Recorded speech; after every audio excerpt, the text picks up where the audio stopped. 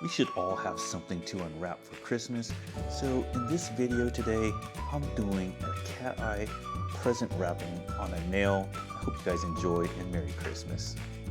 I'm going to start things off by applying Gelish Artform Black, creating an outline.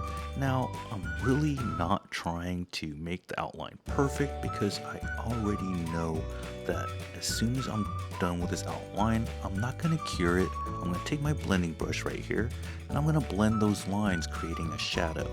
Now I'm going to re-outline everything, but making the lines a little bit bolder. Now I'm going to grab my green cat eye gel and I'm going to start with using the brush that's in the bottle, and that helps me cover some space and get things even, and then I'll switch to my detailing brush and then magnetize.